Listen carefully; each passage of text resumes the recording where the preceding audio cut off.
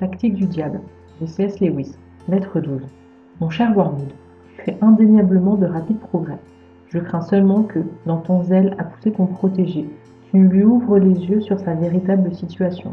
Car toi et moi qui voyons exactement où il en est, nous ne devons jamais oublier sous quel jour tout à fait différent elle doit lui apparaître à lui.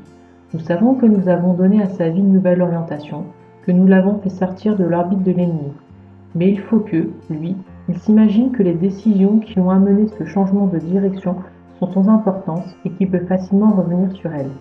Il ne doit pas soupçonner un seul instant qu'il est en train de s'éloigner imperceptiblement du soleil sur une trajectoire qui va l'entraîner dans l'obscurité et le froid de l'espace lointain.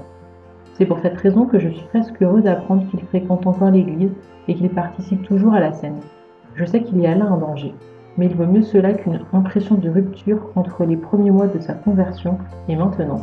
Aussi longtemps qu'il conserve ses habitudes chrétiennes, au moins en apparence, il sera relativement facile de lui faire croire que, tout en s'étant fait quelques nouveaux amis et tout en se livrant à certains divertissements, il est sensiblement dans le même état spirituel qu'il y a 6 semaines, aussi longtemps qu'il verra les choses de cette façon. Nous n'aurons pas affaire au repentir sincère d'un homme qui a pleinement reconnu son péché, mais seulement un vague sentiment de malaise dû à l'impression qu'il n'a pas fait de son mieux ces derniers temps. Ce léger tourment demande à être traité avec soin, car, s'il augmentait, il pourrait réveiller ton protégé et nous gâcher la besogne. Mais par ailleurs, si tu le supprimais complètement, ce que, soit dit en passant, l'ennemi ne permettrait vraisemblablement pas, nous perdrions un élément qui pourrait tourner à notre avantage. Si ces troubles demeurent latents, sans pour autant devenir irrésistibles et produire un réel repentir, il a tendance à augmenter sensiblement les réticences de ton protégé à penser à l'ennemi. De tout temps, les hommes ont connu cela sous une forme ou sous une autre. Mais lorsque penser à l'ennemi signifie pour eux faire face aux sentiments vagues, mais toujours plus intenses, de leur culpabilité, surtout s'ils n'en sont qu'à moitié conscients, cette réticence se multiplie par 10. Ils haïssent tout ce qui pourrait les faire penser à lui, de même que les gens qui ont des difficultés financières détestent la vue d'un carnet de chèques. Une fois dans cet état, ton protégé, tout en continuant à remplir ses devoirs religieux, y trouvera de moins en moins de joie. Il y pensera le moins possible à l'avance et les oubliera dès qu'il en sera débarrassé. Il y a quelques semaines, il fallait que tu le tentes pour qu'il cesse d'être vrai et attentif lorsqu'il priait. Mais maintenant, il t'accueillera à bras ouverts et te suppliera presque de le faire penser à autre chose et d'engourdir son cœur. Il voudra lui-même ne plus prier que pour la forme, car il ne redoute rien autant qu'un contact authentique avec l'ennemi. Il fera tout en son pouvoir pour ne pas réveiller le chat qui dort. Au fur et à mesure qu'il s'enfoncera dans cet état, tu te trouveras peu à peu libéré de la corvée à laquelle tu étais astreint de le tenter par le plaisir. Tandis que son malaise et sa réticence à aller à la racine de ce mal le sèvreront de plus en plus de tout réel bonheur, et que l'habitude rendra le plaisir que lui procurent les futilités, les frivolités et les sensations fortes à la fois plus fades et plus indispensables, ce sont là les heureux effets de l'accoutumance, tu constateras que n'importe quoi fera l'affaire pour retenir son attention vagabonde. Tu n'auras plus besoin d'un bon livre qui le passionne pour l'empêcher de prier, de travailler ou de dormir. N'importe quelle page de publicité dans le journal de la veille aura le même résultat.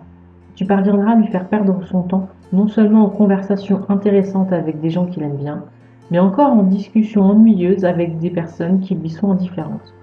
Tu arriveras à le réduire à l'inaction pendant de longues périodes. Tu le tiendras éveillé jusque tard dans la nuit, non pas à faire la bringue, mais à regarder fixement un feu éteint dans une chambre glaciale.